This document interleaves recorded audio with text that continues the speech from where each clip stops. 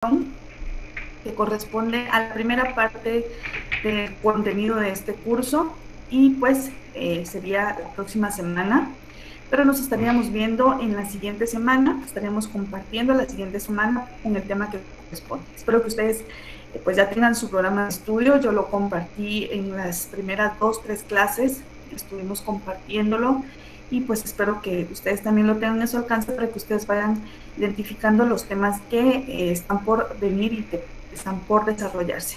El tema que vamos a compartir en esta conferencia, en esta noche, se denomina Control de la Actividad Administrativa del Estado. Mi nombre para cada uno de ustedes es Yesenia Ortiz y pues como les mencionaba, es un verdadero honor poder compartir con cada uno de ustedes. Sé que el grupo es bastante grande, pero pues eso nos permite poder identificarnos y podernos preparar de una mejor manera. En cualquier lugar que se encuentren del país, les deseo siempre lo mejor y espero que terminemos esta jornada con mucho éxito, pero sobre todo con mucho entusiasmo. Vamos entonces a iniciar y vamos a conocer el objetivo de la clase. El objetivo de la clase, lo que tenemos en pantalla, es el objetivo general de la clase. El objetivo es que todos, ¿verdad? Porque no solamente ustedes como estudiantes, sino que todos los que participamos en este grupo de estudios, dentro de la formación profesional, conozcamos cuál es el procedimiento, qué es lo que se realiza por medio del control de la actividad administrativa del Estado. Este se podría mencionar como el objetivo de carácter general, pero en el mismo orden podemos compartir que dentro de los pilares fundamentales y de lo que se pretende en este curso, en este estudio, pues es tomar en cuenta varios aspectos. Concretizar, ¿verdad?, los temas del curso que sean específicos y de entendimiento, de una forma sencilla de comprensión para cada uno de nosotros. Mantener el equilibrio y la uniformidad en el desarrollo del curso, que fueron algunas sugerencias que se dieron. Y pues, como ustedes saben, entre más definiciones tengamos en cada uno de los contenidos de los temas, pues enriquecemos mucho más nuestro conocimiento para que también lo vayamos trasladando, lo vayamos compartiendo con nuestras futuras generaciones. Y es la razón por la cual no nos quedamos únicamente con una definición del tema, sino que podemos tener la idea de muchas definiciones y poder decidir con cuál de ellas nos quedamos, la cual se nos haga de comprensión mucho más fácil. Este sería entonces el que tenemos en pantalla, el objetivo general de la clase. Lo voy a mencionar nuevamente, y es que todos, especialmente pues los estudiantes, ¿verdad?, de la Universidad Rural de Guatemala, que nos ha abierto la puerta a cada uno de nosotros, dentro de la formación profesional, conozca el control de la actividad administrativa del Estado. Un tema muy importante y conlleva a poder aprender, a poder identificar cómo es que el Estado controla las actividades derivadas de cada una de las acciones que le competen directamente al Estado. Identificando este tema, que el Estado pues conlleva ciertos aspectos, ciertas acciones, tiene que tener el control de la actividad administrativa del Estado. El día de hoy pues atravesamos en estos últimos tiempos también, ¿verdad?, estados importantes. Vamos a mencionar así rápidamente y brevemente en qué consiste el estado de calamidad pública que estamos pues viviendo hoy por hoy, y por eso pues eso nos remitimos, así es un paréntesis de la clase, únicamente atendiendo a las actividades administrativas del Estado de Guatemala. Sabemos que el presidente es quien representa a uno de los poderes, a uno de los organismos más importantes del Estado de Guatemala, que es el organismo ejecutivo, y al presidente de la República de Guatemala le compete específicamente administrar el país. Y entonces nos vamos a remitir a la Ley de Orden Público y vamos, antes de iniciar con el tema de la clase, sin salirnos del contexto de la clase y también dentro del margen de los controles de la actividad administrativa del Estado, nos vamos al artículo número 14. Pero antes del artículo número 14 vamos a conocer en qué consiste esta ley. No es una de las leyes que conlleve el estudio específico del curso. No está directamente dentro del grupo, del compendio de las leyes que vamos a conocer como leyes conexas del curso, pero no está de más que nosotros como profesionales del derecho conozcamos en qué consiste el estado de calamidad.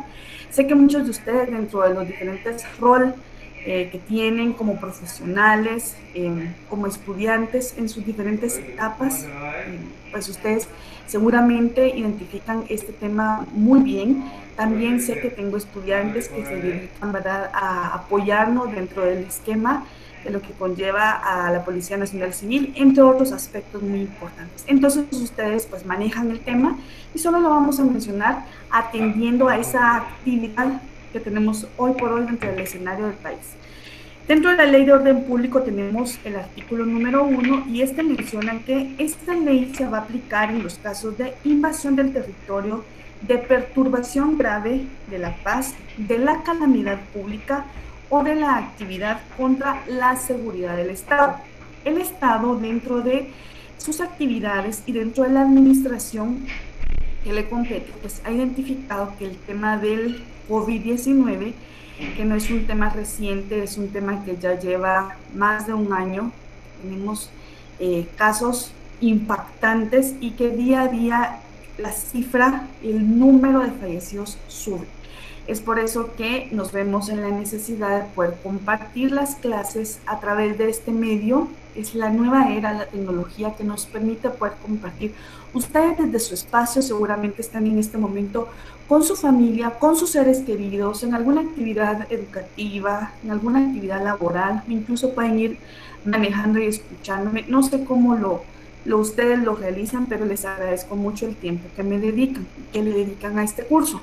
Por eso, en cuanto a la misma ley, podemos mencionar que el artículo número 14 de la Ley de Orden Público menciona que el estado de calamidad pública podrá ser decretado por el organismo ejecutivo. Y el organismo ejecutivo, como les he mencionado en reiteradas ocasiones, está dirigido por el presidente de la República, que fue electo de forma democrática en elecciones, ¿verdad? Y pues a él le compete directamente administrar el país.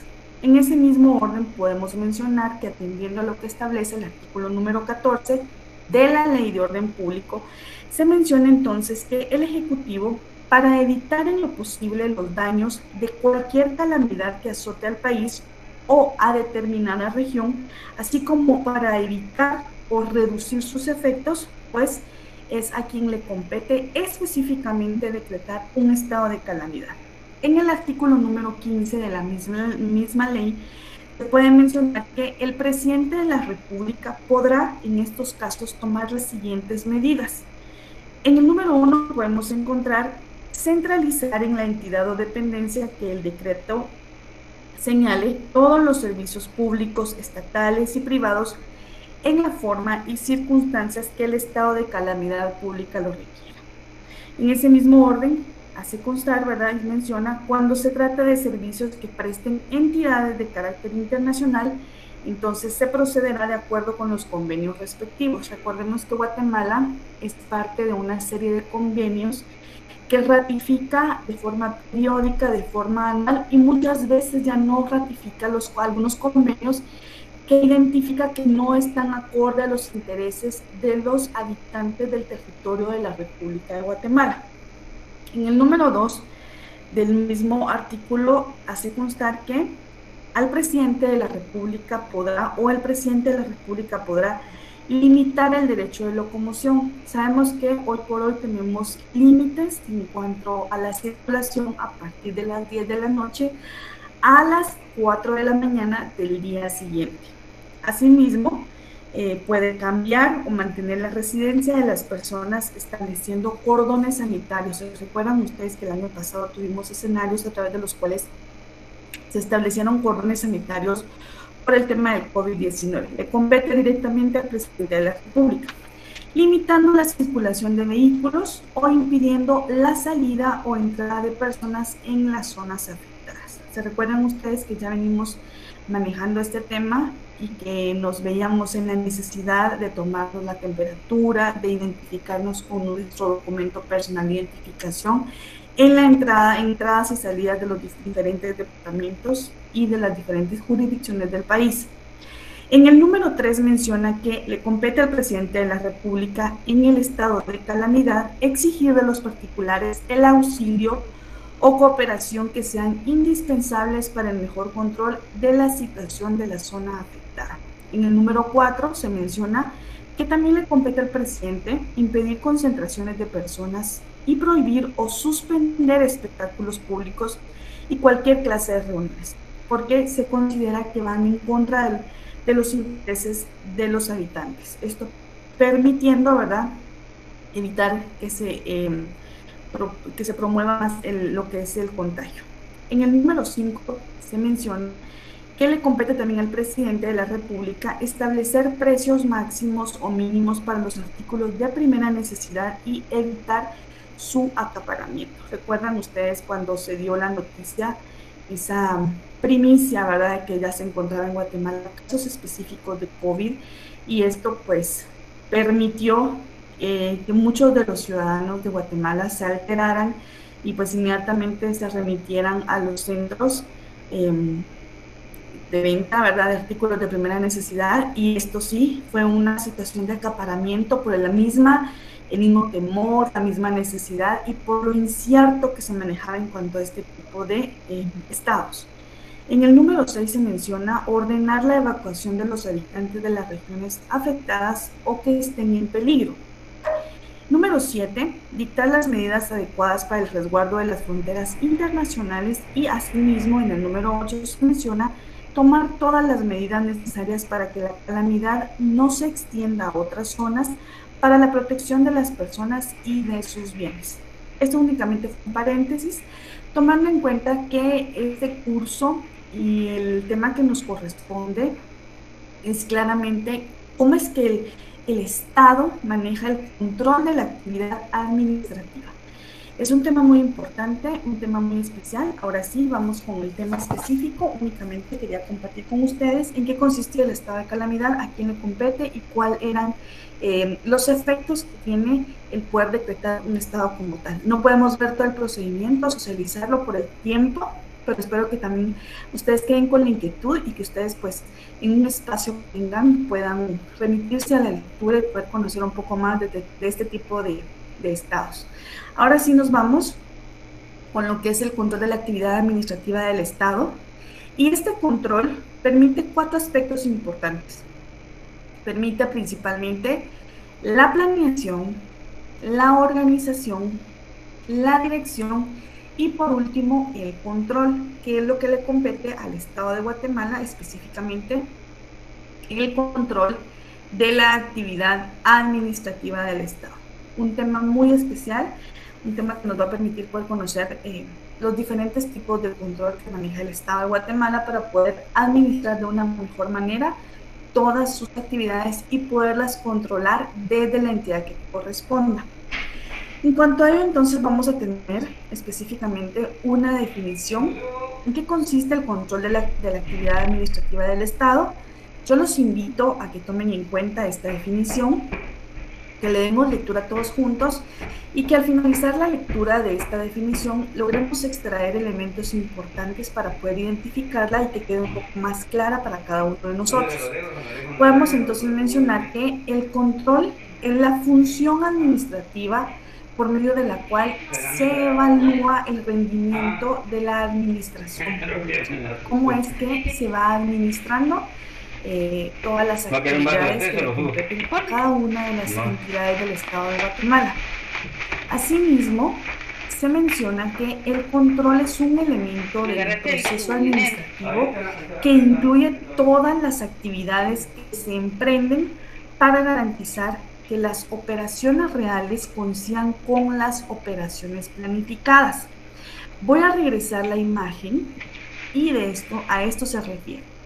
En conclusión y en resumen se puede mencionar entonces que al Estado le compete esa función administrativa por medio de la cual va a evaluar el rendimiento de la administración pública del Estado, que también hace constar que es un elemento de ese proceso administrativo y que incluye todos estos pasos con el objetivo de garantizar que las actividades que se realizan vayan acorde a lo que se ha planificado y puede decirse de forma anual. Entonces podríamos iniciar con una planeación, porque todo se planea específicamente, luego una organización, luego una dirección y por último tenemos el control. Los 4 pasos importantes del control de la actividad administrativa del Estado. Repito para ustedes: la planeación, la organización, la dirección y el más importante, el control. Ese control de la actividad administrativa del Estado que permite garantizar que las operaciones reales y materiales estén acorde y coincidan con las actividades debidamente planificadas por el Estado de Guatemala. A eso se refiere esta definición del control administrativo del Estado. Espero que la hayan tomado en cuenta para que tengan una idea con relación a cada uno de estos aspectos muy importantes, como lo es el control de la actividad administrativa del Estado. Este tema es muy especial, es un tema muy importante. Vamos a conocer un procedimiento muy importante como lo es el de la interpelación, a qué se refiere la citación de los funcionarios y empleados públicos también, ¿verdad? Que le competen también a uno de los grandes poderes del Estado de Guatemala, pero eso lo tenemos más adelante. Entonces vamos a continuar y tenemos entonces el control de la actividad administrativa del Estado y cómo es que se divide cada uno de estos controles. Tenemos en primer lugar el control parlamentario sobre los actos del gobierno. Este lo podemos identificar como el control número 1. Tenemos el segundo control y que es el control administrativo. Un control importante porque lo que permite es poder, como mencionábamos en la definición anterior, garantizar que las actividades que fueron planeadas por el Estado para poder realizar esa buena administración en beneficio del bien común, pues nos permita poder identificar que haya sido acorde a lo planeado con lo realizado. En el número 3 tenemos el control técnico, uno de los controles también que conlleva un estudio de campo. Y en el número 4 tenemos el control judicial. 4 controles, ¿verdad?, que se manejan a través de las actividades administrativas del Estado de Guatemala. Vamos a poder identificando cada uno de ellos.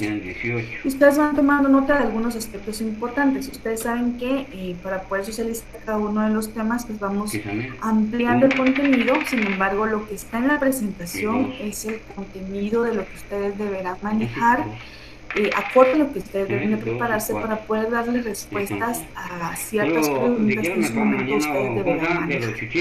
Yo espero que en su primera etapa, en esta primera evaluación de la primera parte del contenido, ustedes tengan mucho éxito. Por favor, pues es importante que también ustedes hagan su parte, que se esmeren, y no solo en este curso, sino en todos, para que ustedes puedan pronto poder ostentar a uno de los títulos más importantes y muy bendecidos, que es pues no solamente de licenciados en ciencias jurídicas y sociales, sino que también como abogados y notarios.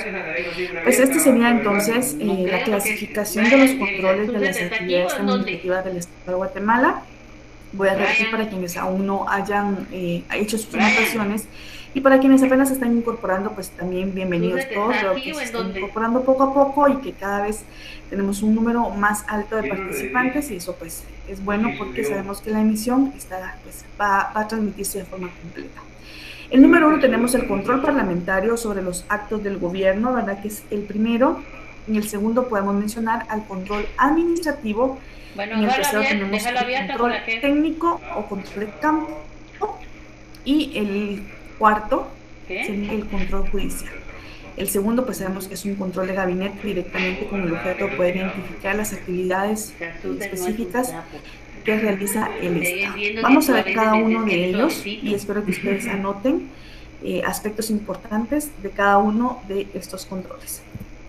Tenemos entonces el primer control, que es el control parlamentario, ¿verdad?, sobre los actos de gobierno. Este procedimiento, por eso les hice una anotación ahí, lo vamos a conocer más adelante. Me permití dejarlo para la parte final de la presente conferencia, porque sí vamos a hacer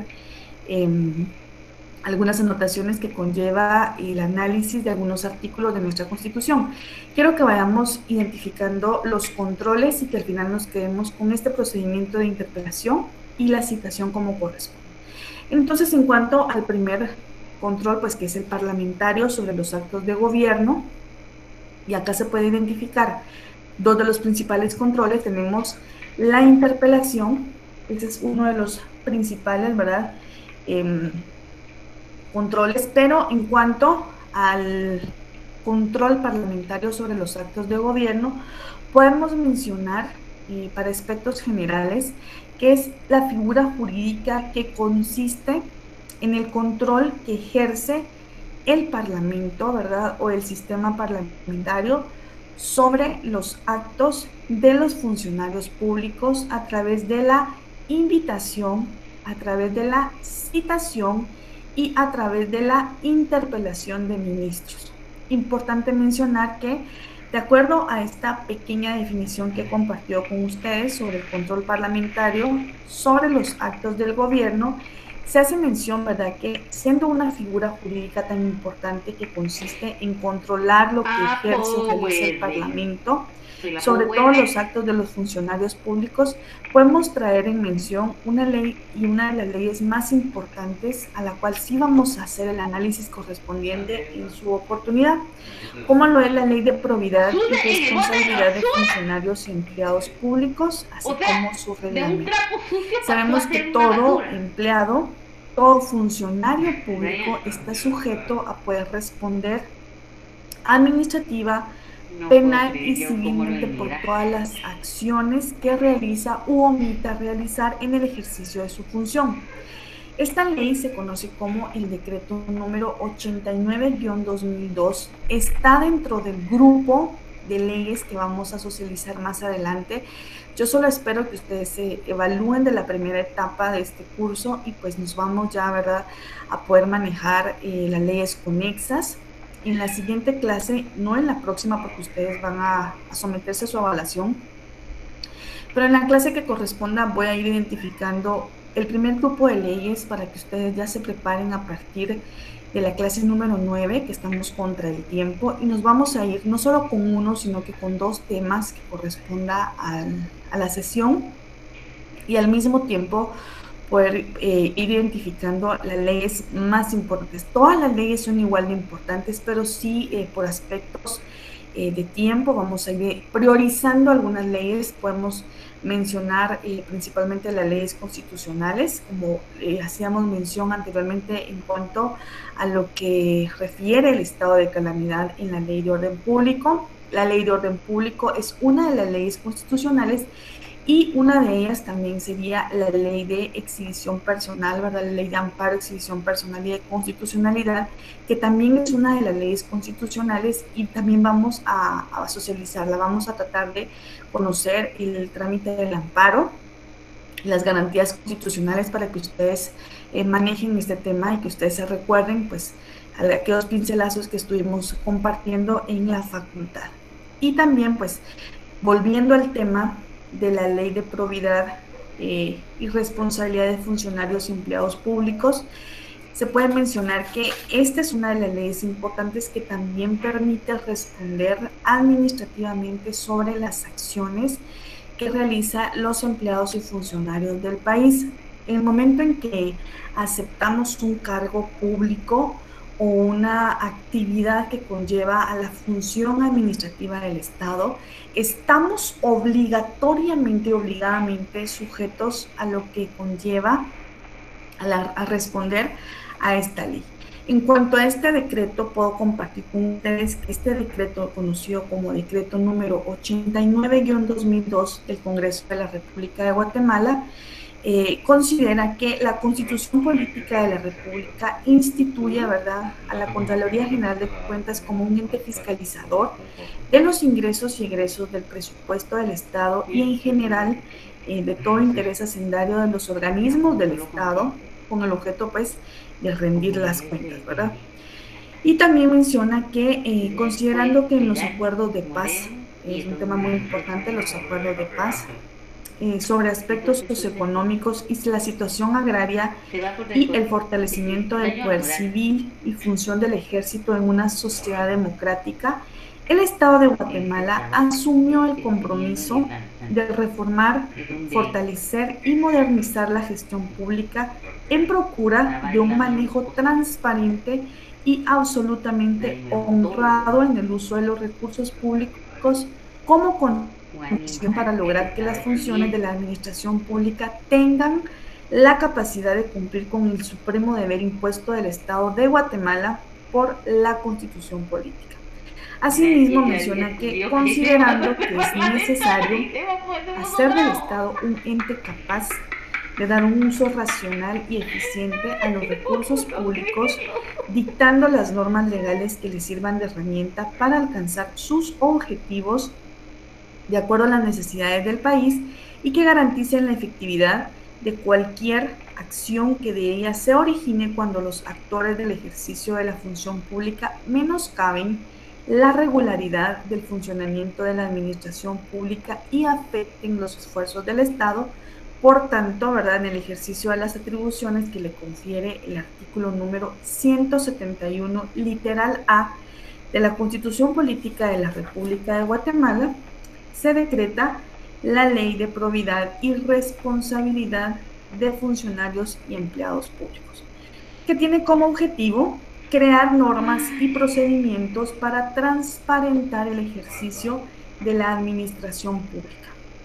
Estamos socializando en esta conferencia los controles de la administración del Estado.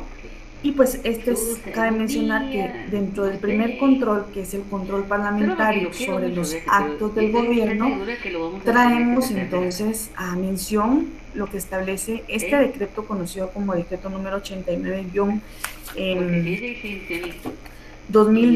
que es la Ley de Probidad y Responsabilidad de Funcionarios y Empleados Públicos, porque sabemos que tenemos que responder no solamente administrativamente, sino que en aspectos fiscales, en aspectos tributarios y en todos los aspectos que conlleve al ejercicio de una buena administración. Por ello, ¿verdad?, el tema de los controles que se manejan dentro de los diferentes aspectos de la administración pública del Estado de Guatemala. En este mismo artículo número 1, que tiene como objeto de la ley, se menciona que dentro de los objetos de esta ley es asegurar la observancia estricta de los preceptos constitucionales, el poder identificar lo que principalmente establece la Constitución como ley suprema del Estado de Guatemala y en ese mismo orden las demás leyes ordinarias.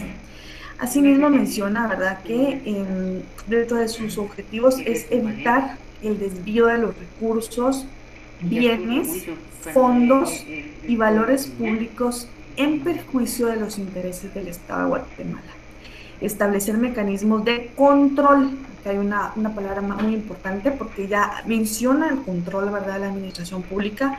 Establecer los mecanismos de control, y acá entra un control muy importante que es el control patrimonial de los funcionarios y empleados públicos durante el ejercicio de los cargos.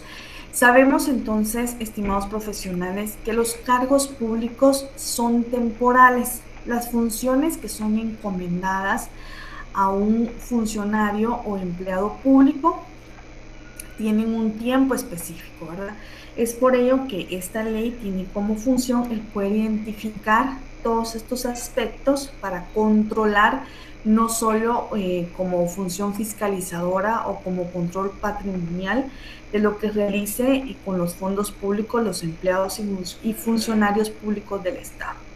Y también menciona que dentro del objetivo de la ley es prevenir el aprovechamiento personal o cualquier forma de enriquecimiento ilícito. Ese es uno de los delitos contemplados, como lo es el enriquecimiento ilícito de las personas al servicio del Estado y de otras formas individuales jurídicas que manejan, administren, custodien, recauden o inviertan, ¿verdad?, fondos o valores públicos, determinando la responsabilidad en que se incurre.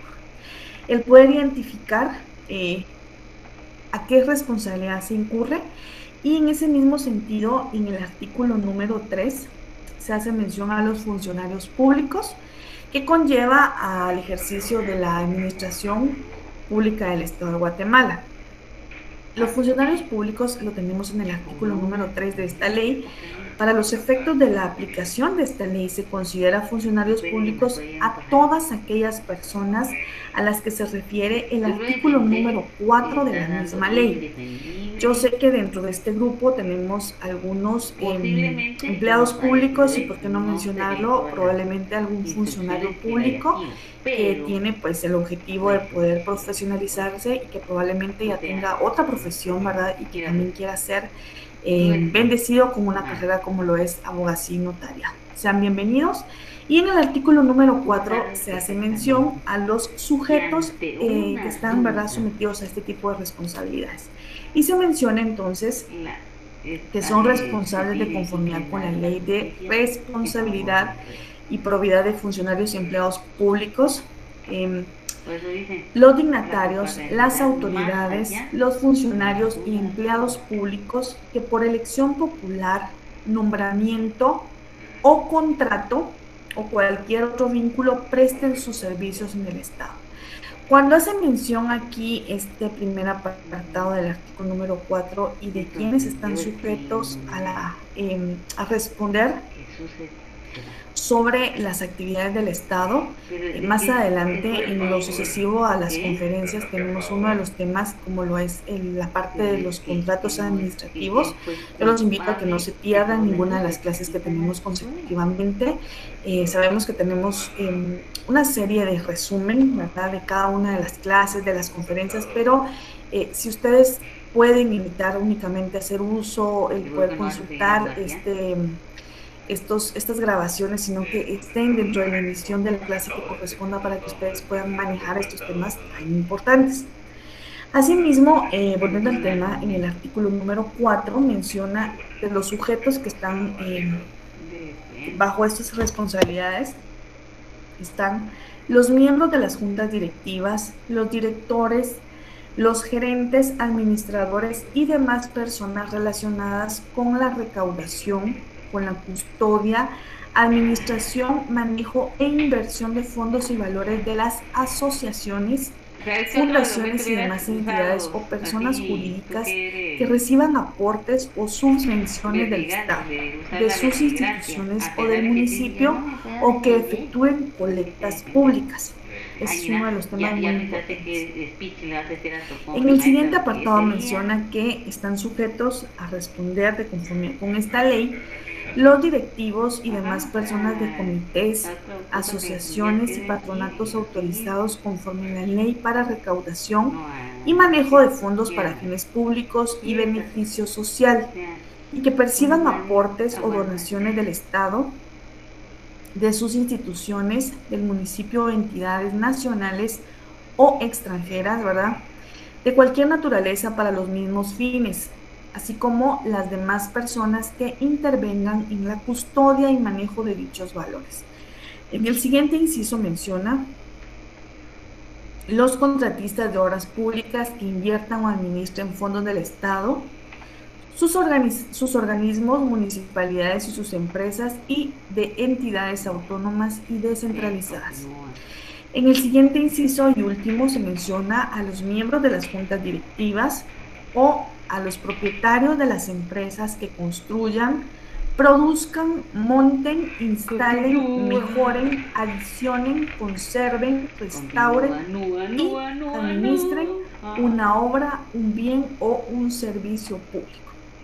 En esta disposición también quedan comprendidos quienes presten sus servicios al Estado de Guatemala en el exterior del país en cualquiera de los ramos.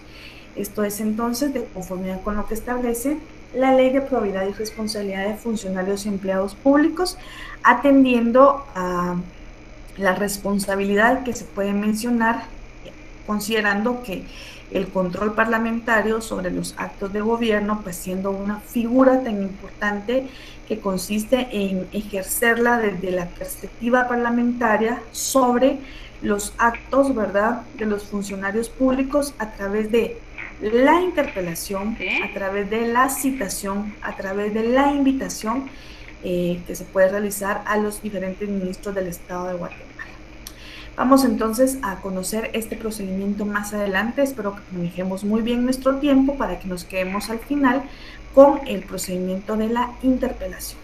Compartía con ustedes entonces una imagen sobre la interpelación y tenemos entonces, ¿verdad?, esta responsabilidad que conlleva el poder interpelar a los empleados, funcionarios públicos, y esta figura, como conocida como la interpelación, es una figura jurídica política mediante la cual el Parlamento controla todos los actos y las políticas administrativas de los ministros de Estado. Estos ministros de Estado corresponden a ese gabinete, a esa cartera de ministros, ¿verdad?, que ha sido electa por el presidente de la República de Guatemala. Vamos nuevamente a traer en mención los tres organismos del Estado o los tres poderes del Estado. Sabemos entonces que tenemos, y lo vamos a mencionar en cada oportunidad que tengamos, tenemos el organismo ejecutivo, el organismo legislativo y el organismo judicial.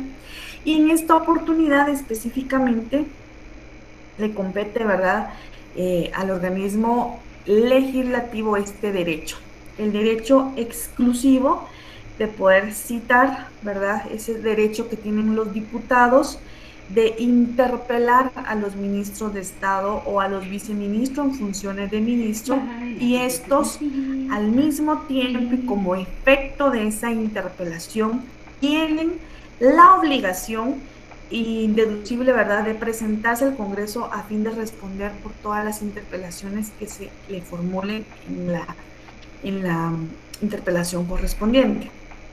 En ese mismo orden, los ministros de Estado o viceministros que pertenecen a lo que es el organismo ejecutivo y que es precedido por el presidente de la República, pues tienen esa obligación de atender el llamado, porque es una obligación atender el llamado, asistir puntualmente y responder por todas estas interrogantes que se le hagan en el ejercicio de su función como funcionarios públicos. La siguiente figura que tenemos, que es la citación, también, ¿verdad?, que tenemos en pantalla, y podemos mencionar entonces que atendiendo a esta, pues significa que todos los ministros del Estado y todos los funcionarios y empleados públicos están obligados a acudir a las instalaciones del Congreso de la República o a las comisiones o a los diferentes bloques legislativos cuando sea necesario, cuando sean citados, a efecto de aclarar situaciones, ¿verdad?, relacionadas con los negocios o con la competencia que ejercen los funcionarios o empleados públicos. En pantalla me permití compartir con ustedes a una de las más altas funcionarias, que sería una ministra muy importante, que tiene un rol muy importante hoy por hoy. ¿Por qué? Porque el tema de salud actualmente está en la cúspide de todos los temas, el tema de seguridad, el tema de educación, el tema de alimentación, todos los temas, ¿verdad?, en cuanto a las actividades y a la administración que le compete al Estado de Guatemala son igual de importantes. Pero el tema de salud, por el escenario que estamos atravesando, es uno de los temas que conlleva una responsabilidad muy grande. El podernos ahorita, podernos vacunar, el poder tener el derecho a una dosis, a dos dosis, que todos estemos debidamente vacunados, que lo que se pretende es que no se puede evitar el contagio, pero sí disminuir los efectos que conlleva el podernos contagiar. Yo espero que cada uno de ustedes o sus familias, sus seres queridos en el entorno que ustedes se desenvuelvan no hayan sido contagiados, y que si ya fueron contagiados, pues que Dios nos haya permitido tener una segunda oportunidad, una siguiente oportunidad de vida. Esto es inevitable, el podernos contagiar, pero lo que se pretende con el tema de la vacuna es que minimice, que disminuya o que ayude, ¿verdad?, a poder combatir esta terrible enfermedad que está afectando no solo en Guatemala, sino a nivel mundial. Pues esta es una imagen, ¿verdad?, de una citación que se le ha hecho a la ministra de Salud en uno de los bloques más importantes del Parlamento, con el objeto de que pues responda, de que acuda al Congreso y que aclare algunas situaciones que no es por el efecto de poder, y se puede mencionar como la intimidación o algún aspecto en ese sentido, sino es en el mismo ejercicio de su función, del mismo control de la actividad administrativa del Estado de Guatemala, como funcionario, como ministra, como miembro de esa cartera, ¿verdad? De los ministros que tienen, ¿verdad?, esa responsabilidad y que han sido electos directamente como un puesto de confianza por el presidente de la República, quien preside uno de los 3 poderes y organismos del Estado de Guatemala, como lo es el organismo ejecutivo. Más adelante, pues vamos a tener, en cuanto a la interpelación, sí, el procedimiento. Yo espero que logremos socializarlo rápidamente para que podamos conocer en qué consiste. El segundo control, lo tengo en pantalla para cada uno de ustedes. El segundo control es el control administrativo. Este control es muy importante. Todos los controles son igual de importantes, pero este es directamente lo que conlleva al estudio del control administrativo de las actividades del Estado de Guatemala. Tenemos una definición allí y se puede mencionar que es la actividad que se desarrolla dentro de la esfera de la administración pública. En este mismo orden se menciona que se dan 2 supuestos de este control. Un control, o se clasifica este control administrativo como un control de oficio o jerárquico y un control a petición de parte. Este sería entonces el control de oficio o control jerárquico y el control a petición de parte. Veo que se están incorporando al grupo, bienvenidos nuevamente. Voy a regresar, con el permiso de todos ustedes, la imagen para que conozcamos las diferentes clases o los diferentes controles de la actividad administrativa del Estado. Tenemos 4 controles: el control parlamentario sobre los actos del gobierno, el control administrativo, que es en el que nos encontramos ahorita, el control técnico y el control judicial. Tenemos el primero, que es el control parlamentario sobre los actos del gobierno. Tenemos el segundo, que es el control administrativo y que se puede mencionar que es la actividad que se desarrolla dentro de la esfera de la administración pública. En este orden se puede mencionar que existen 2 importantes supuestos de este control y que el primero es de oficio o control jerárquico y el segundo es a petición de parte. El primero consiste en que se le puede denominar también como un control indirecto y es uno de los poderes que otorga la jerarquía que corresponde. Este sería entonces en cuanto al control de oficio o jerárquico, y también se puede mencionar que es el que se ejerce o es el que ejerce el superior jerárquico sobre los subordinados. Este es el control que dentro de las actividades puramente administrativas o de la administración pública que se desarrolla dentro de cada uno de los procedimientos y actividades del Estado es el que se maneja como control indirecto y que se ejerce del superior jerárquico sobre todos los subordinados.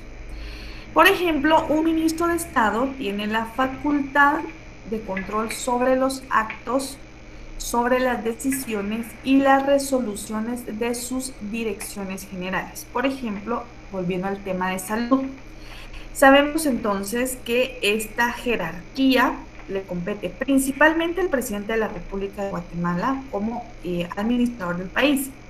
En ese mismo orden, y por el tema de los puestos de confianza, él nombra a un ministro de salud, ¿verdad?, persona de su entera confianza, que tiene ciertas cualidades, calidades y requisitos, y este a su vez tiene que tener el control de todo el sistema de salud. Entonces podemos mencionar que este ministro de salud ejerce esa jerarquía sobre los subordinados. Sus subordinados, en el mismo orden, entonces va el viceministro, podríamos mencionar a todo el sistema de salud, pudiendo mencionar que debe tener un control sobre los hospitales, sobre el Instituto Guatemalteco de Seguridad Social, etc. Este sería un ejemplo con el tema de salud, que es el que estamos mencionando, porque es el que tiene mucho auge en este momento, considerando todo lo que estamos atravesando por la enfermedad conocida como COVID-19. Este sería un ejemplo entonces de oficio jerárquico, que el ministro de Estado tiene la facultad de controlar todos los actos, todas las decisiones y todas las resoluciones de sus direcciones generales. Podemos mencionar entonces que es necesario que concurran ciertos elementos. En cuanto al control de oficio o control jerárquico, se puede mencionar que es necesario que concurran algunos elementos para que este control se pueda dar.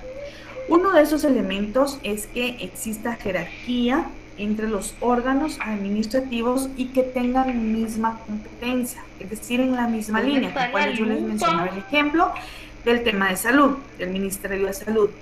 Al mismo tiempo, otro de los elementos importantes o que debe concurrir es que el control se dé previamente al acto de notificación al particular. Y en ese mismo acto podemos mencionar como ejemplo lo que establece el artículo número 15, atendiendo a lo que preceptúa, ¿verdad?, referente al recurso de revocatoria contemplado en la Ley de lo Contencioso Administrativo. Por favor, anoten lo que establece el artículo número 15 de la Ley de lo Contencioso Administrativo como uno de los ejemplos también de los controles de oficio o control jerárquico, cómo ciertos elementos deben de concurrir para que se den este tipo de controles. Podemos mencionar entonces que debe existir una resolución que, atendiendo a las diligencias que se deben de realizar y también, ¿verdad?, el procedimiento administrativo, ¿verdad?, se debe de identificar que debe sí o sí existir una resolución. Es por esto que tenemos lo que establece el artículo número 15 y menciona que dentro de menciona un plazo claro. Dentro de 15 días de finalizado el trámite, se dictará la resolución final, no encontrándose limitada la autoridad o lo que haya sido expresamente impugnado o cause agravio al recurrente, sino que deberá examinar en su totalidad la juridicidad, que es un principio muy importante, el principio de juridicidad, de la resolución cuestionada, pudiendo revocarla, confirmarla o modificarla. Más adelante vamos a compartir todo lo relativo al procedimiento administrativo y pues vamos entonces a conocer también lo que conlleva el estudio de los recursos específicos con el objeto que ustedes van identificando, todo lo relativo a lo que establece la Ley de lo Contencioso Administrativo. Ese sería un segundo ejemplo entonces en cuanto a el control de oficio o jerárquico, que pertenece claramente al control administrativo. El segundo o la segunda subclasificación del control administrativo pues sería, ¿verdad?, a petición de parte, y a petición de parte también se puede mencionar que es conocido también como un control directo. En pantalla lo tengo para todos ustedes, para que ustedes lo conozcan, que es conocido también. Por favor, tomen nota de estos aspectos porque recordemos que tenemos una serie de preguntas que debemos responder relativas a cada una de las clases de las conferencias. También se conoce como control directo y es el que los particulares o administrados ejercen sobre los actos de la administración. Este no es de oficio, este es a petición del particular, a petición de parte, y es el que se ejerce sobre la administración y lo ejercen los particulares o administrados.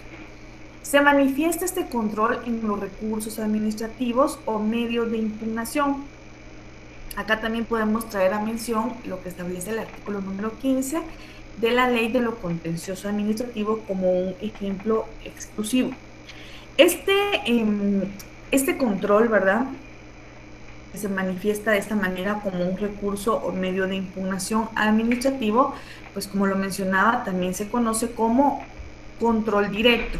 El anterior, que era el de oficio o jerárquico, se conocía como control indirecto, para que ustedes lo vayan identificando. ¿Qué debe de existir en cuanto a este control? para que se pueda presentar, pues entonces, tal como lo mencionábamos con el otro control, pues debe existir la jerarquía, previamente un acto, una notificación del particular, como elementos indispensables para que se den este tipo de controles. Y tenemos un tercer control, para que lo tomemos en cuenta, es el control técnico. Este control técnico es esa auditoría de campo, ¿verdad? La auditoría material y de campo, que permite identificar la calidad del procedimiento edificativo. Permite lograr identificar esas fases del proyecto de ejecución. Cuando iniciamos la presente clase teníamos una serie de pasos que conlleva a el poder ejercer y cumplir con los controles. Iniciaba con la planificación, continuaba con la dirección y pues culmina, ¿verdad?, con lo que es el control específicamente. Mencionan con lo que tenemos en pantalla, de acuerdo a lo que establece el control técnico, que es necesario para que las distintas responsabilidades que en orden de jerarquía realizan los órganos especializados de la administración pública sobre órganos administrativos con competencia. Es esa auditoría entonces que se maneja dentro de lo que conlleva a como necesaria para poder identificar las responsabilidades que en el mismo orden de jerarquía realizan los diferentes órganos especializados dentro de la administración pública. Podemos mencionar dos aspectos importantes de este control. Tenemos que se puede dar dentro de la administración pública, la abreviatura AP es administración pública, y se puede dar fuera de lo que es la administración pública. Si lo manejamos dentro de la administración pública, tenemos un ejemplo, y este sería entonces el control que ejerce la Contraloría General de Cuentas sobre el manejo de los fondos públicos, porque es una auditoría que se realiza dentro de la administración pública como un control técnico. Pero si se da fuera de la administración pública como un control técnico, se puede mencionar a la Superintendencia de Bancos sobre las instituciones privadas, porque estas instituciones no pertenecen directamente al flujo de las instituciones o de los entes u organismos del Estado de Guatemala, sino que se da entonces fuera, se hace una auditoría externa sobre las actividades, ¿verdad?, que se dan fuera de lo que es la administración pública. Eso sería entonces dos ejemplos importantes en cuanto al control técnico que se puede dar dentro de la administración pública y se puede dar fuera de la administración pública. ¿Qué es entonces el control técnico? Es un control administrativo que no es jerárquico, para que lo tomemos en cuenta. Este control técnico no es jerárquico. Si ustedes se dan cuenta, dentro de los dos ejemplos que tenemos, como dentro de la administración pública o fuera de la administración pública, permite que esta auditoría se dé dentro de la administración pública del Estado de Guatemala o fuera de ella. En ese mismo sentido, podemos mencionar que este control administrativo, que no es jerárquico, que se realiza por órganos especializados de la administración pública sobre los órganos administrativos con cierta competencia. Y pues esto sería el ejemplo dentro de la administración pública y fuera de ella. Vamos a continuar, voy a cambiar la imagen. Y tenemos un cuarto control, que es el control judicial, uno de los controles más importantes, para que lo tomemos en cuenta, el control judicial, ¿verdad?, que tenemos en pantalla, y podemos mencionar entonces una subclasificación de este mismo control. En este mismo orden podemos mencionar que el control judicial es el que realiza o que se realiza ante los órganos jurisdiccionales. También los órganos jurisdiccionales tienen cierto control y tienen cierta obligación de responder ante la administración pública del Estado de Guatemala. Este control judicial está visto desde dos puntos de vista importantes. El primero es un control privativo que conlleva el seguimiento del proceso contencioso administrativo, y el segundo es un control constitucional. Acá ya encuadra lo que es la acción o proceso de amparo como una de las garantías o la garantía constitucional más importante. Esta sería entonces la subclasificación del control judicial, siendo el primero el control privativo, ¿verdad?, como un proceso contencioso administrativo, y el segundo un control constitucional como una acción o proceso de amparo específicamente. Vamos a identificar, voy a regresar la imagen, me quedo acá, y tengo entonces este control judicial privativo, tal como lo identifica en el primer apartado. Se puede mencionar como por ejemplo lo que es el estudio del proceso contencioso administrativo, y en cuanto al proceso o al control constitucional podemos mencionar ya lo que es la acción de amparo específicamente y que procede, ¿verdad?, en casos en cuanto a procedimientos administrativos con competencia en cuanto a ciertos tribunales. Vamos entonces a lo que establece el artículo número 221 como uno de los ejemplos del control judicial privativo y como uno de los ejemplos del control judicial constitucional. Tenemos el artículo número 221 de la Constitución. Los invito a que me acompañen a darle lectura a este artículo número 221. En ese artículo encontramos un principio importante, que es el principio de juridicidad. Es un artículo que por la forma en que lo tengo identificado ya lo hemos socializado en otras clases. Podemos mencionar que el artículo número 221 menciona lo referente al Tribunal de lo Contencioso Administrativo, haciendo énfasis en que su función es de contralor de la juridicidad de la administración pública y tiene atribuciones para conocer en caso de contiendas por actos o resoluciones de la administración y de las entidades descentralizadas y autónomas del Estado, así como en los casos de controversias derivadas de contratos y concesiones administrativas. En el siguiente párrafo menciona que para recurrir al Tribunal de lo Contencioso Administrativo no será necesario ningún pago o caución previa, algo muy importante. Sin embargo, la ley podrá establecer determinadas situaciones en las que el recurrente tenga que pagar intereses, ¿verdad?, a la tasa corriente sobre los impuestos que haya discutido o impugnado y cuyo pago al fisco se demoró en virtud del recurso que corresponda. En el último apartado del mismo artículo menciona contra las resoluciones y autos que pongan fin al proceso puede interponerse el recurso de casación, uno de los recursos más importantes, conocido también como recurso de alzada, que más adelante vamos a estar socializando con cada uno de ustedes. Esto sería entonces en cuanto a poder identificar el control judicial privativo y el control judicial constitucional como uno de sus ejemplos.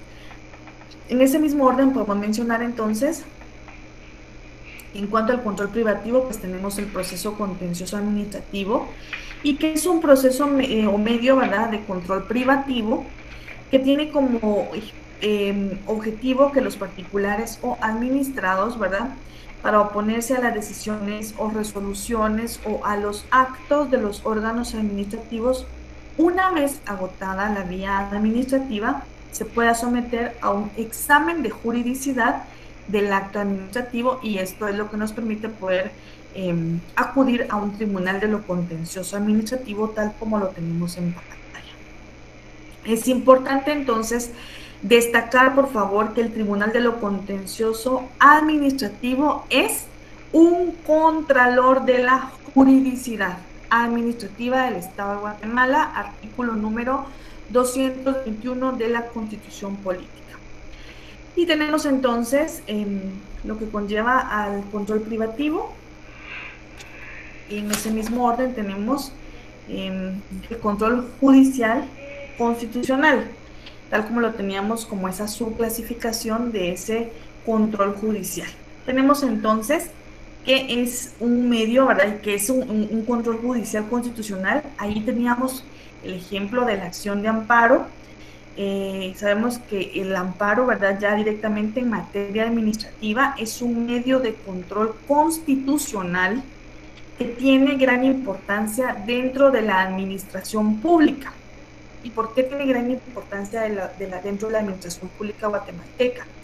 Porque es uno de los instrumentos que tienen los particulares para poder oponerse a las resoluciones administrativas y que ha sido identificada por los particulares o por los interesados como arbitrarias, o para hacer que la administración pública en general resuelva esas peticiones de los particulares dentro del término directamente establecido, que es lo que se pretende con el procedimiento administrativo que establece la ley de lo contencioso administrativo, y más adelante, no en esta conferencia, pero más adelante en el desarrollo de cada una de las clases vamos a ir compartiendo con cada uno de ustedes. En ese mismo orden, entonces voy a cambiar la imagen y tenemos el control parlamentario sobre los actos del gobierno. Ahora sí regresamos a este procedimiento importante, como les compartía, ¿verdad? Ese control parlamentario, para que ustedes conozcamos, ¿verdad?, en qué consiste el control parlamentario.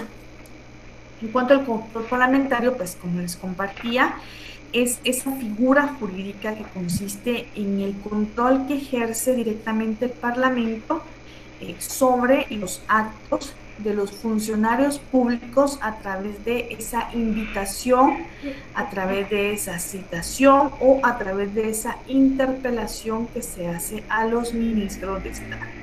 Esta entonces es una figura jurídica importante, conocida como control parlamentario sobre todos los actos del gobierno. La interpelación o la citación, dos figuras importantes que permiten poder salir de algunas interrogantes, de algunas dudas. Es una figura, como les compartía, figura jurídico-política, mediante la cual, ¿verdad?, en el caso de la interpelación, pues el Parlamento controla, es un tipo de control, y controla todos los actos y las acciones políticas administrativas que realizan los ministros de Estado, y que, pues como les compartía, estos ministros de Estado, como bien sabemos, pertenecen al organismo ejecutivo porque están directamente nombrados por confianza que ha desarrollado, que ha puesto en ellos, ¿verdad?, en cada uno de ellos, el presidente de la República como administrador del país. Tenemos entonces una imagen para quienes han tenido la oportunidad de poder acudir al Congreso de la República, a las diferentes bancadas o directamente al hemiciclo, ¿verdad?, parlamentario. Yo espero que ustedes ya hayan tenido la oportunidad de visitar para que ustedes conozcan como buenos profesionales.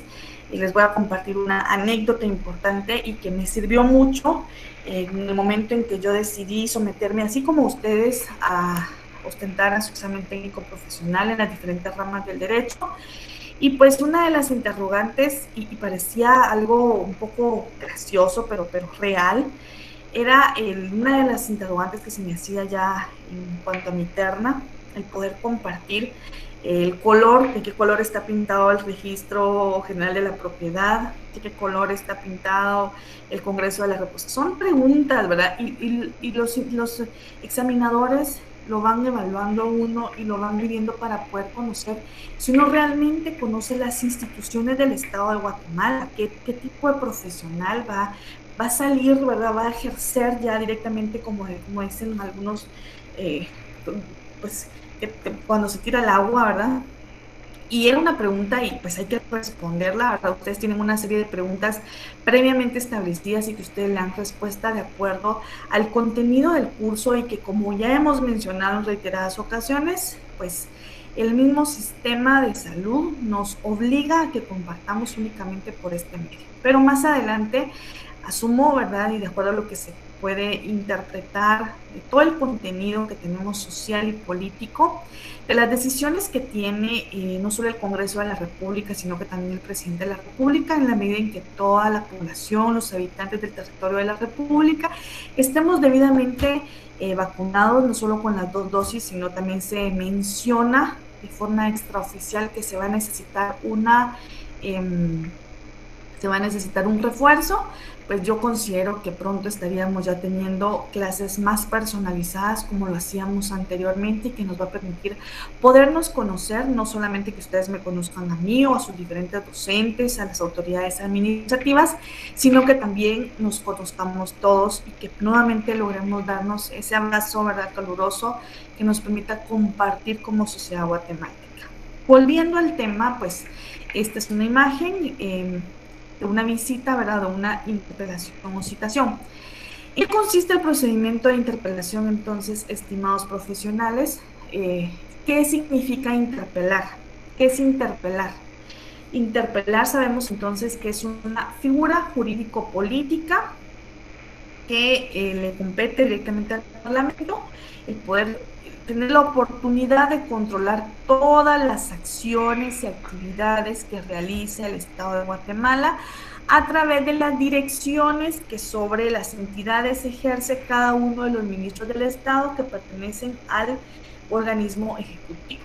Interpelar, entonces, proviene de un verbo que significa requerir, que significa compeler, o simplemente preguntar a alguien para que dé explicaciones sobre algo para que cumpla una obligación. Si ustedes, como buenos profesionales, yo los invito, yo les pido, yo por favor les exijo, veamos noticias. Esto nos va a permitir conocer procedimientos, las actividades reales, recientes, que suceden en el país y todo este tema, yo les menciono, desde el momento en que se dan aquellas situaciones con un binomio presidencial que hoy por hoy está cumpliendo una sentencia por acciones y por delitos que presuntamente se cometieron, como enriquecimiento ilícito, abuso de autoridad, etcétera. Desde entonces yo como estudiante de Derecho he venido identificando este tipo de procedimientos. Debemos apasionarnos con las noticias, pero no con el objeto o con la visión amarillista, sino el poder conocer procedimientos. Y entonces nos permite poder adecuarlo a la realidad social, política que se vive en nuestro país y que la vamos asimilando y acoplando al artículo de la ley que corresponde y que sí se va pues desarrollando en el esquema de la legislación vigente guatemalteca. Desde entonces, y este escenario que tenemos de salud nos permite como profesionales poder asumir un compromiso de podernos preparar de mejor manera para poder conocer todos estos aspectos. Interpelar entonces, estimados amigos, significa requerir, significa compeler, o en términos más sencillos, significa preguntar a alguien para que dé explicaciones sobre un tema en específico. En las imágenes que tenía yo al inicio de la presentación de esta conferencia, compartía con ustedes una imagen en donde la ministra de Salud fue debidamente citada, ¿verdad?, para que responda a ciertas preguntas por el tema de salud, por el tema del COVID y por todo el tema que estamos viviendo. Vamos al artículo 166, por favor, de la Constitución Política de la República de Guatemala. Yo espero que lo tengan al alcance. La Constitución debe estar siempre en cada uno de las ramas de derecho que ustedes desarrollan. Y acá tenemos el tema de las interpelaciones a ministros. Podemos darle lectura juntos entonces y podemos mencionar que el artículo 166 preceptúa lo siguiente: los ministros de Estado tienen la obligación, y esa obligación, esa palabra la podemos encerrar en un círculo, subrayar con un color de resaltador, porque es una obligación. Estimados, no es un derecho o un deber, es una obligación, la cual está establecido y presentado en la Constitución Política que data desde hace mucho tiempo. Es la obligación que tienen los ministros de Estado de presentarse al Congreso a fin de contestar las interpelaciones que se les formulen por uno o más diputados. Pueden ser interpelados no solamente por uno, sino por muchos diputados al Congreso. Pero, en una excepción, este artículo 166 menciona, se exceptúan aquellas que se refieren a asuntos diplomáticos, y a operaciones militares pendientes. Si yo les llegara a preguntar a ustedes en qué consiste la interpelación y cuál es su excepción, ustedes mencionan que la interpelación, de conformidad con el artículo 166 de la Constitución, es la obligación que tienen los ministros de Estado, ¿verdad?, de presentarse al Congreso debidamente citados con el fin de contestar todas las preguntas o las interpelaciones que se le formulen por uno o más diputados, y que las excepciones son las que se refieren a asuntos diplomáticos o a operaciones militares pendientes. En el siguiente párrafo de este artículo 166 menciona: las preguntas básicas deben comunicarse al ministro o ministros interpelados y se hacen con un plazo. Este plazo es de 48 horas de anticipación, con el objeto de que se presenten debidamente preparados. En el ejercicio de mi función como asesora legal, como profesional del derecho, he tenido la oportunidad de acompañar a algunos funcionarios y empleados públicos a citaciones, no directamente a interpelaciones, pero sí a citaciones, y tienden a ser un poco extensas. Los diputados pueden citarnos en cualquier tiempo sobre cualquier tema que corresponda y en el bloque que le compete, con las diferentes asignaciones que tienen, ¿verdad?, de acuerdo a los diferentes temas que conlleva a los intereses del Estado de Guatemala. Y sí son amplias, son extensas, son experiencias únicas. Algunos diputados, ustedes ya saben que tenemos diferentes personalidades de nuestros diputados que han sido quienes hemos confiado el que nos representen y la administración, ¿verdad?, de ciertos órganos, instituciones, y que han sido electos de forma democrática por cada uno de nosotros en las diferentes jurisdicciones en las que nos encontramos. En ese orden sabemos que los diputados tienen diferentes asignaciones y le compete conocer sobre diferentes temas, pero también tienen ciertas personalidades. En ese mismo orden ustedes van identificando qué diputado está citando, más o menos cuál sería la forma en poder responder cada una de las interrogantes. Y recuerden entonces, de acuerdo a lo que establece el artículo 166, en su segundo párrafo menciona que las preguntas básicas se van a comunicar al ministro, ¿verdad?, o a todos los ministros interpelados con un plazo de 48 horas de anticipación. Entonces, esto le permite a los ministros poderse preparar y poder responder de acuerdo al principio de juridicidad, pero también de una forma concreta, con datos específicos, claros y concretos y muy claros, ¿verdad? En el siguiente párrafo del mismo artículo se menciona que ni el Congreso en pleno ni autoridad alguna podrán limitar a los diputados al Congreso el derecho de interpelar. Ese es un derecho que tienen los diputados, el poder interpelar a los ministros de Estado, calificando las preguntas o al mismo tiempo pueden restringirlas, y efectivamente en procedimientos pueden restringir ciertas preguntas, pero también pueden restringir ciertas respuestas. Es un derecho que ellos tienen y también es un deber de interpelación de conformidad con lo que establece la Constitución.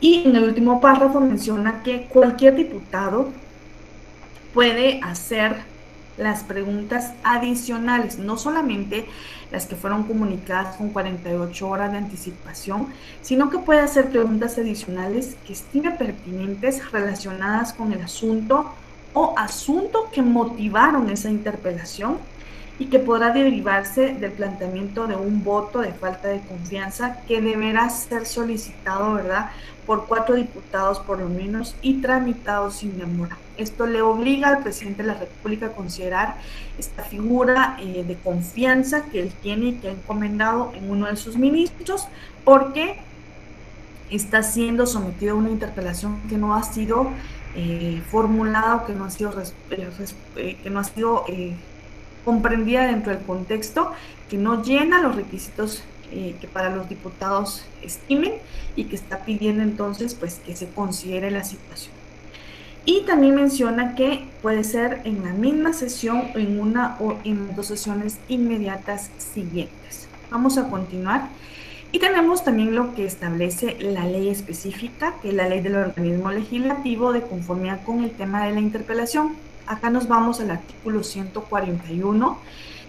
Si no tienen la ley en este momento, yo los invito a que anoten en el espacio en que ustedes llevan su secuencia, los datos específicos de cada una de las clases, anoten el artículo 141 de la ley del organismo legislativo y posteriormente ustedes de forma ordenada le pueden dar lectura.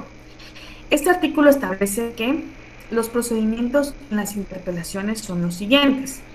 Planteada una interpelación en el punto de la agenda de una sesión que se refiere a mociones y proposiciones o en escrito dirigido a la Secretaría del Congreso, de una vez se procederá por el presidente a anunciar la hora y fecha de la sesión en que se llevará a cabo la interpelación, la cual deberá ocurrir no más tarde de una de las 5 sesiones inmediatas siguientes.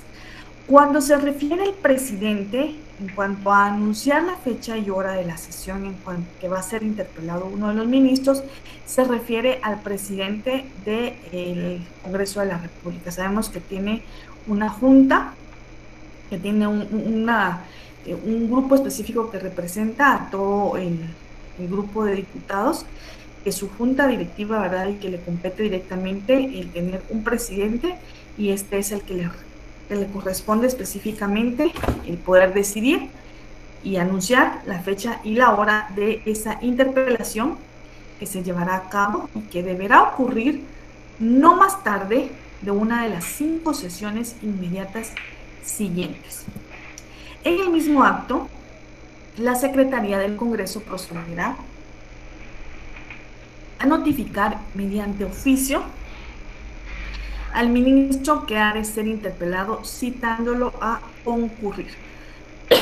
En el mismo acto, entonces, le compete, ¿verdad?, a la Secretaría del Congreso, tuvo su función de anunciar fecha y hora al presidente, y entonces a la Secretaría le compete directamente notificar mediante oficio al ministro que ha de ser interpelado y lo debe de citar y deberá concurrir respectivamente. Las preguntas básicas deben de comunicarse, como lo mencionábamos, a los ministros o a un ministro interpelado con 48 horas de anticipación. Ni el Congreso en pleno, ni autoridad alguna podrá limitar a los diputados del Congreso este derecho que está constitucionalmente establecido, el derecho de interpelar y el de calificar o restringir las preguntas que se hagan a los ministros de Estado.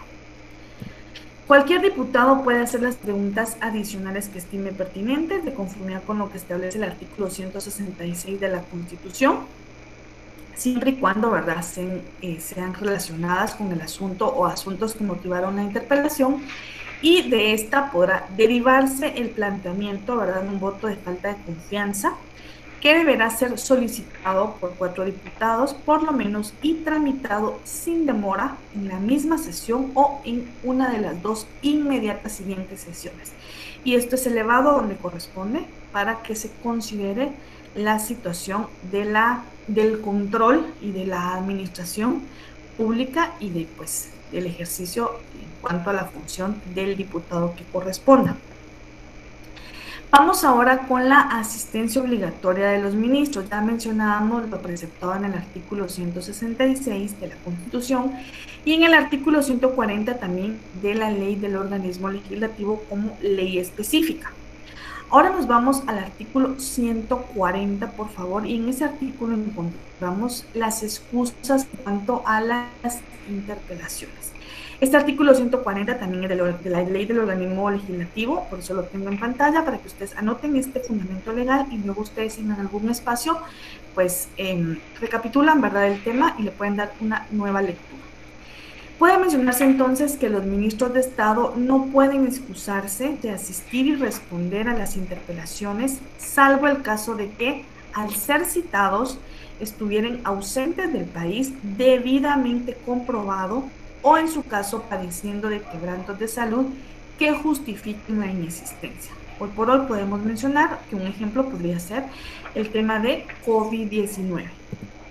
El Pleno del Congreso calificará la excusa y en todo caso Al ser aceptada, la interpelación se llevará a cabo inmediatamente después que el ministro retorne al país o recobre la salud. Para poder citarlo, para poder asistir, deberá presentar la constancia médica, claro, ¿verdad?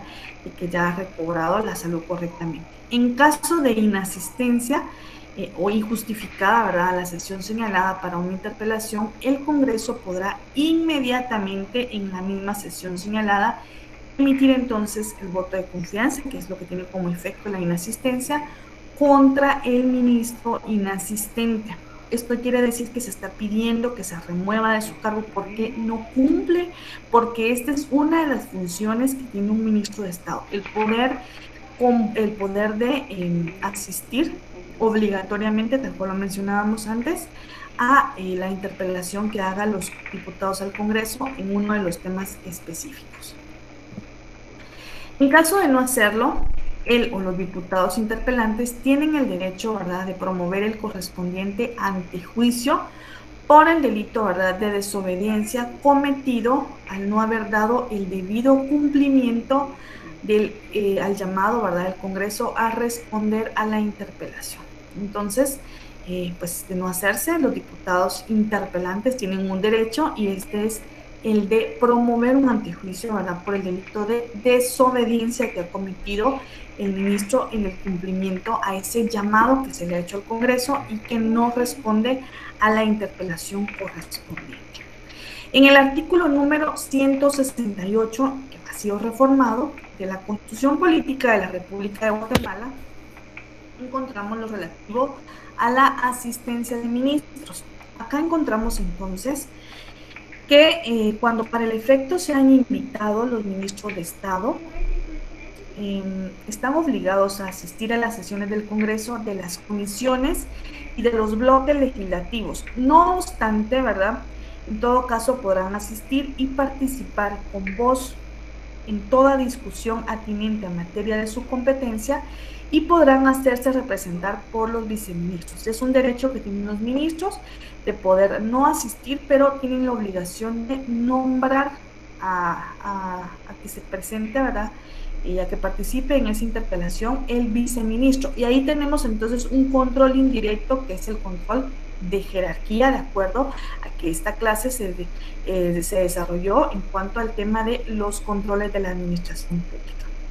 En el siguiente párrafo y último del artículo 168 de la Constitución se menciona que todos los funcionarios y empleados públicos están obligados a acudir e informar al Congreso cuando sus comisiones o bloques, ¿verdad?, legislativos lo consideren necesario.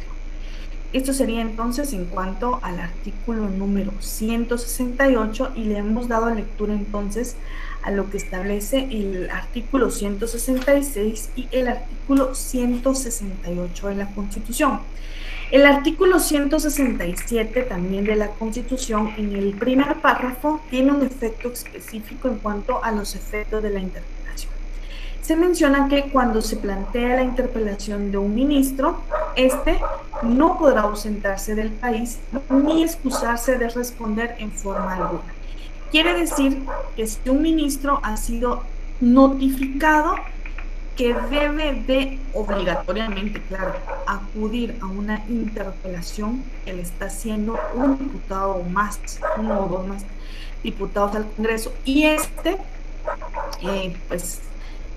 inmediatamente pues pretende ausentarse del país o no presenta la excusa en la forma que corresponda, pues entonces uno de los efectos, como lo hemos mencionado, pues ya es el poder emitir falta de voto de confianza para que sea considerado, y el efecto que tiene, como lo hemos visto, es plantear, ¿verdad?, directamente un antejuicio en contra de ese ministro, o también, ¿verdad?, en su caso, poder ser removido de su cargo, que ha sido pues asignado por el presidente de la República, que forma parte de su cartera de ministros, de su bloque de ministros, y que han sido electos por confianza, con un cargo directamente de confianza. Y menciona que si se emitiera voto de falta de confianza a un ministro, siempre en el artículo número 167 de la Constitución, aprobado por no menos de la mayoría absoluta del total de diputados del Congreso, el ministro presentará inmediatamente su dimisión, ¿verdad?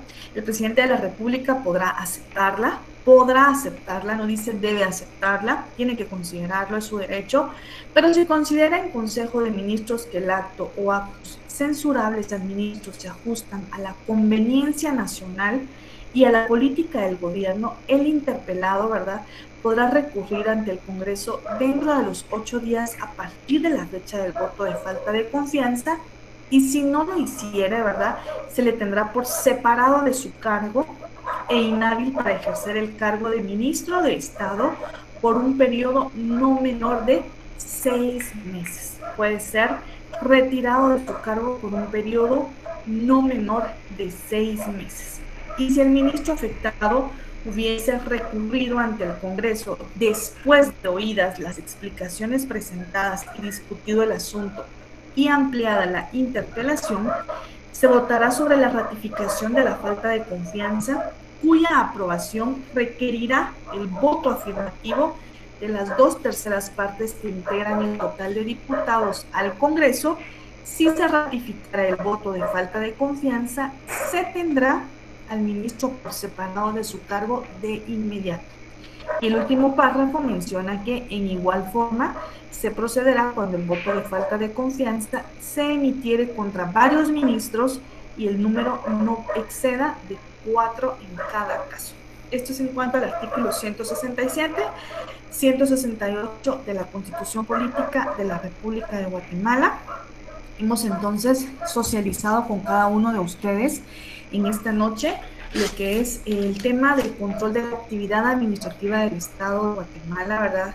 En cuanto al ejemplo muy claro de uno de los controles, que es el control parlamentario sobre los actos del gobierno. Tenemos un control muy importante, que es el control conocido como parlamentario sobre estos actos del gobierno, y un ejemplo que mencionábamos era el de la interpelación a los ministros de Estado y el de la citación a cualquier funcionario y empleado público que puedan hacer los diferentes diputados de acuerdo a los bloques que corresponden, que están citados a responder por cualquier interrogante en cuanto a un tema específico.